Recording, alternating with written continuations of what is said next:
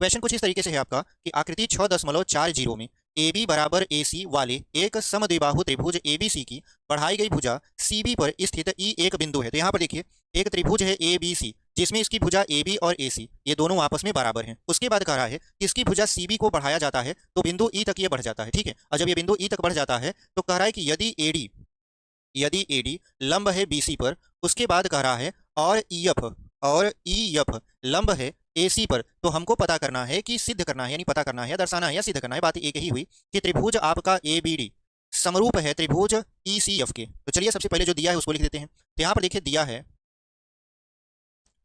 है आपका जो ए बी है वो ए सी के बराबर है, जो ए डी है वो लंब है बी सी पर, और जो आपका ई एफ है वो भी लंब है आपका ए सी पर। ठीक है, हमको सिद्ध करना है, यहाँ पे लिख देंगे सिद्ध करना है।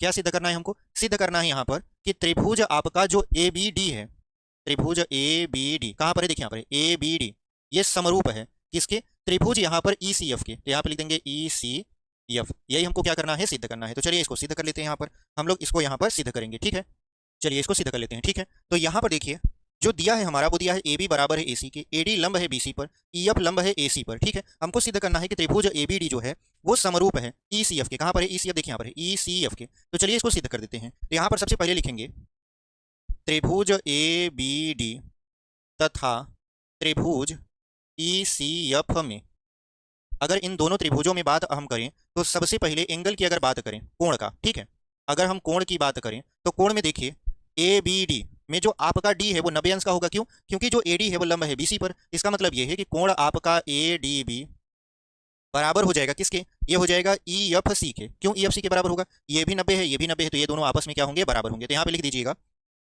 ई एफ सी बराबर कितना? 90 अंश का। तो एक कोण बराबर हो गया। अगर हम बात करें दूसरे कोण की, तो जब आप ए बी डी पढ़ रहे हो तो आपको कोण बी दिख रहा है, और जब आप पढ़ रहे हो ई सी एफ तो कोण सी दिख रहा है। ये दोनों कोण आपस में क्या होंगे? बराबर होंगे। इसके पीछे कारण क्या है? कारण ये है कि बराबर भुजा के सम्मुख कोण बराबर होते हैं, यानी ए बी जो है वो ए सी के बराबर है, इनके आमने सामने के कोण बी और सी आपस में क्या होंगे? बराबर होंगे। तो अगर हम लिखना चाहें तो हम लिख सकते हैं कोण बी बराबर है कोण सी के। कारण आप दे सकते हो कि भुजा जो ए बी है वो ए सी के बराबर है, इस वजह से ये दोनों कोण आपस में बराबर हो गए। तो आप देखो इन दोनों त्रिभुज में दो कोण बराबर हैं, इसका मतलब ये है कि इसका तीसरा भी कोण बराबर होगा। जब तीसरा कोण बराबर होगा तो मतलब ये त्रिभुज आपस में क्या होंगे? समरूप होंगे, एंगल की कसौटी से। ठीक है, तो यहाँ पे लिखेंगे अतः त्रिभुज ए बी डी समरूप है त्रिभुज ई सी एफ के। किससे?